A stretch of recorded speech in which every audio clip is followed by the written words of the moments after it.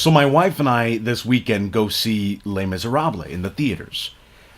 Brilliant movie, beautiful movie. I mean, it's fantastic. I made it through the movie, almost the whole movie, without crying. In fact, on the very last note, when they hit that high note at the very end, I get a single tear headed down here. I didn't lose it. My wife, on the other hand, admitted to losing it. She was sort of sobbing, and at the end, she said something. She said, "The last time I cried this hard in a theater, someone tried to save me."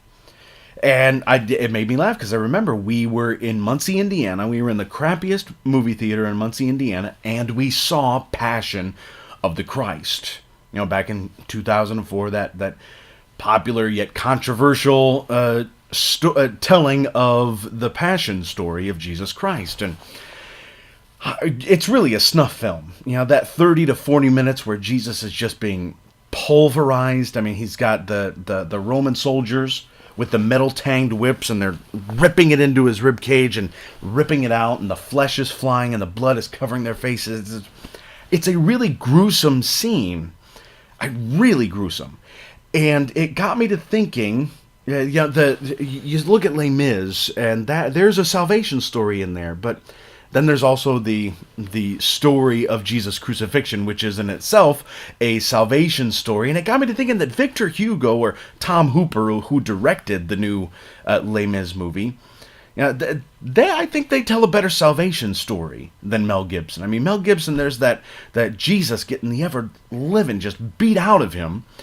And then the one of the last scenes, you get the 5 seconds of resurrection at the end. That's fine, but then you get the Mary, who has just had her son handed to her off the cross, and she's holding him, and she looks solemnly into the camera as it pans out, as if to say, "Look, this is my son.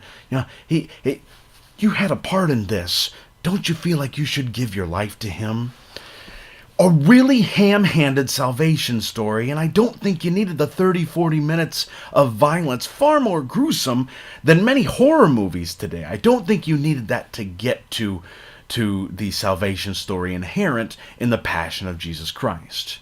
Whereas in Les Mis, you have Jean Valjean, who is a crook and is given the second chance by the bishop. Not a big crook. He stole a loaf of bread to feed his family. I mean, it wasn't a big sin, but it was a sin nonetheless. And he's given this second chance by this bishop, and he takes full advantage of it. He becomes a very powerful man, and he becomes a very respectable man, and takes his whole life to make amends or make good use of his second chance.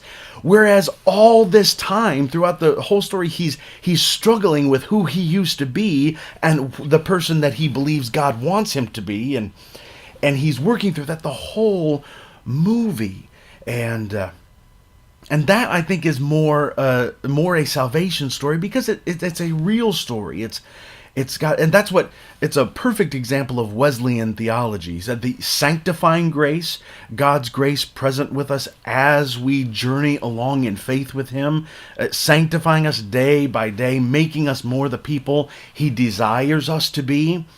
That's the salvation story, not 30 or 40 minutes of Jesus getting the crap beat out of him.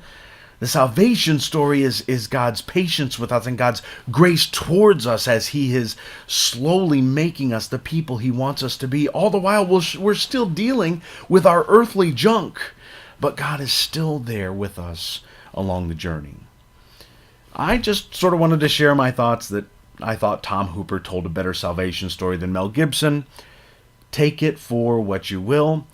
Follow me on Twitter, ICanHasGospel, at ICanHasGospel. Find me on Facebook, and follow my blog, www.notesfromthepastor'soffice.com. We'll see you next time.